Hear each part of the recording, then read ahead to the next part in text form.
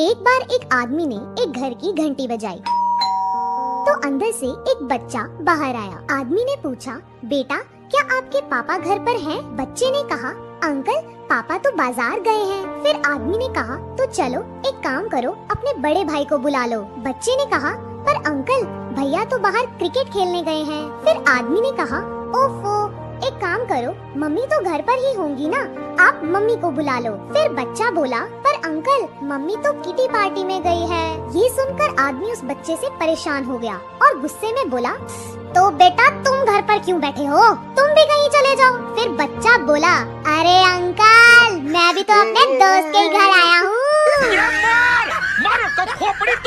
एक माँ ने अपने बच्चे से मार्कशीट मांगी। बच्चे ने मार्कशीट दिखाई जिसमें उसे गणित में 100 में से 90 अंक प्राप्त हुए थे। माँ ने मार्कशीट देखी और उसे जोर जोर से पीटने लगी। फिर बोली, तुम कब से इतने समझदार हो गए? जरूर तुमने 9 के 90 करे हैं। 0 अपने आप पढ़ाते हो। बोल बोल कर बस उसे पीटे ही जा रही थी और बच्चा बेचारा रोए जा रहा था। बच्चा हाथ जोड़ जोड़ कर बोल रहा था कि माँ मैंने 0 नहीं बढ़ाया, मगर माँ कुछ सुनने के मूड में नहीं थी और उसे बस पीटे ही जा रही थी। 3 साल बाद माँ ने अपने बच्चे से फिर से पूछा कि सच सच बताओ, तुमने 0 बढ़ाया था? बच्चे ने कहा, नहीं माँ मैंने 0 नहीं बढ़ाया था। माँ ये सुनकर फिर से गुस्सा हो गई और बच्चे को पीट कर चली गई। फिर बच्चा रोते हुए बोला कि दोस्तों मैंने 0 नहीं बढ़ाया था, मैंने तो 0 के आगे 9 बढ़ाया था।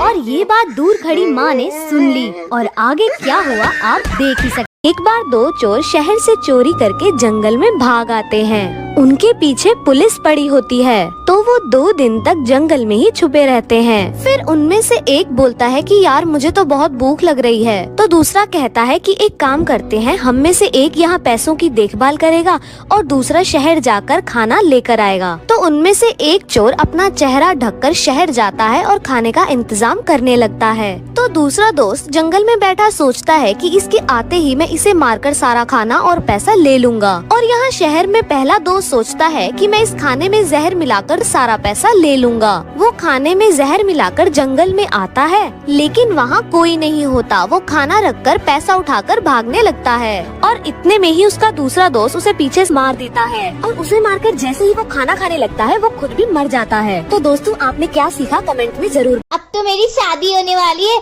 वहाँ राज करूँगी राज। बर्तन घसना भी होगा, कपड़ा धोना भी होगा, चाय बनाना भी होगा, खाना पकाना भी होगा। सुबह शाम घर में झाड़ू पोछा करेगा जो भी शादी करेगा। दोस्तों एक गरीब आदमी हर दिन गुब्बारे पर लिखता कि हे गॉड मेरे लिए 50,000 रुपए भेज दो, और इतना लिखकर वह गुब्बारे को हवा में उड़ा देता। पास ही में एक पुलिस स्टेशन था। जब गुब्बारा थाने के ऊपर से गुजरता तो पुलिस वाले उस गुब्बारे को पकड़कर उसे पढ़ते और फिर उस आदमी के भोलेपन पर हंसते। एक दिन पुलिस वालों ने सोचा क्यों न उस गरीब आदमी की मदद की जाए। सभी पुलिस कर्मियों ने मिलकर 25,000 रुपए इकट्ठा किए और उस गरीब आदमी को उसके घर जाकर दे आए। अगले दिन जब फिर पुलिस वालों ने गुब्बारा रोका तो वह देखकर चौंक गए, क्योंकि गुब्बारे पर लिखा था कि गॉड जो आपने पैसे भेजे थे वे मुझे मिल गए, लेकिन आपको पुलिस वालों के हाथ पैसे नहीं भेजने चाहिए थे क्योंकि वह 25,000 रुपए खा गए।